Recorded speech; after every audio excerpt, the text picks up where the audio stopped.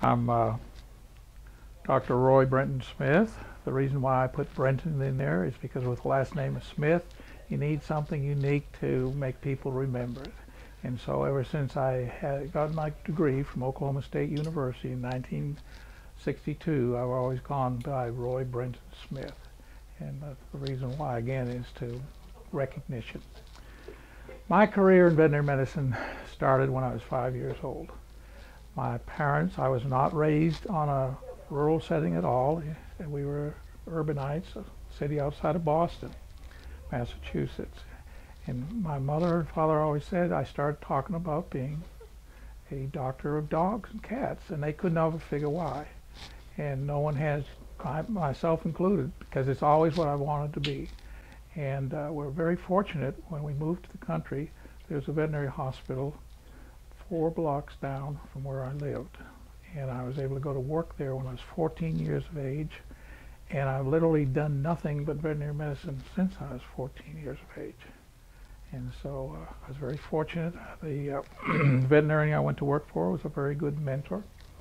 And so, you know, I learned a lot from him. Built my first hospital in the area where now is Mopac and 183. And at that time, another veterinarian in town said, "Why is he moving way out in the country? He's going to starve to death." And at the time, I was the 8th veterinarian in Central Texas, too. And there's hundreds of us now.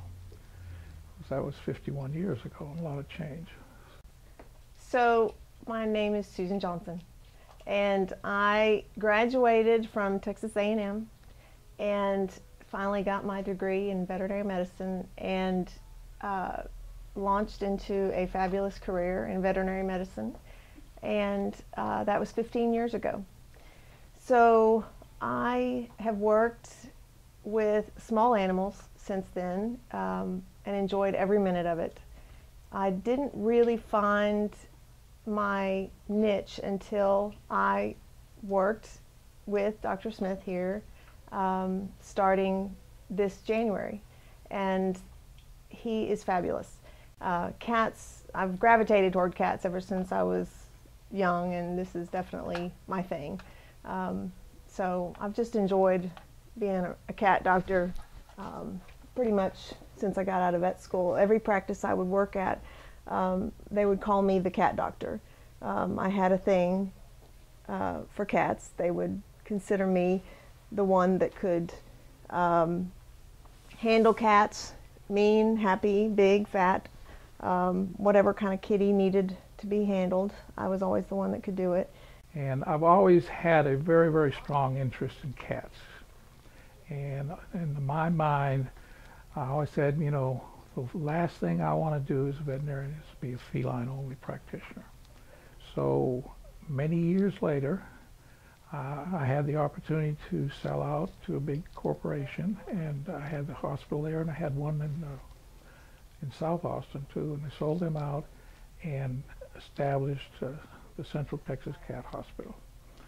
My wife and I are both passionate about cats. I'm very fortunate, and we started a sanctuary which she has grown into an example, an international example of how to take care of cats, and she does a wonderful job and is very supportive of me doing that. Along the way, I became very involved in association work. You know, I was for the state association. I was treasurer for 20 years. I've been president of the Texas Academy of Veterinary Practitioners, and one thing and another culminated. Now I am present president of the American Association of Feline Practitioners, the largest association of feline-owned practitioners in the world.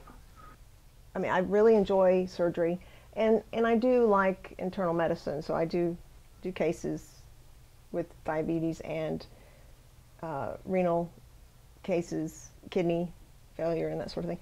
But I don't like to narrow myself down into just specifics. I really love surgery, and I really love orthopedics. I really want to expand on that here a little bit more. Get some equipment in, and little equipment, but yeah, I want to do more orthopedics here. One of the unique things in veterinary medicine has been cats for many years, until maybe in the last 15 years, have been treated like small dogs. So there's been very little research has been done specifically for cats.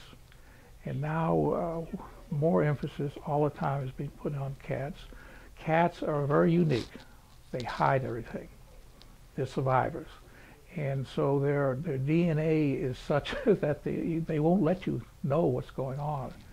So it is such a challenge to find out what's wrong. And I made the comment to my wife the other night, for now, I've been here 9 years, and for 9 years I've studied. I put in at least 4 hours a day, 7 days a week studying cats, and I still don't think I know anything, which is exciting, because I've got so much more to learn and can do so much more for these cats. But most of the cats we treat here have major medical problems, you know, and we do a lot to help them extend their lives, extend their quality of life. We do a lot of education with people on younger cats and how to prevent things. We're very big on communication. We want our clients to be very well educated about feline medicine and help them help their cats. And to me, it's all about the cats. I always seem to relate to the cat owner, the one that would come in and have special needs with their kitties, and or had concerns about their kitties. And you know, kitty owners are unique. They're not dog owners. Cat people are special. I'm one of them. I have 4 of my own right now, but I've had up to 7 at one time, and I know what it's like to have cats that are unique and special, and I can relate to cat people, and I have enjoyed working on cats more than anything. Well, you know, of course, always in most businesses, the most valuable reference you can get or referrals you can get is from satisfied clients. And this is what we're after. We hope our clients are so satisfied with what we've done for them and their cats that they will refer other people to us. Feline medicine cat practice at the present time is unique in that people are bringing the cats in less and less. Particularly as the economy got a little tight, you know, there was a drop-off. So one of my projects as president of the American Association of Feline Practitioners, we've initiated what we call a cat-friendly practice.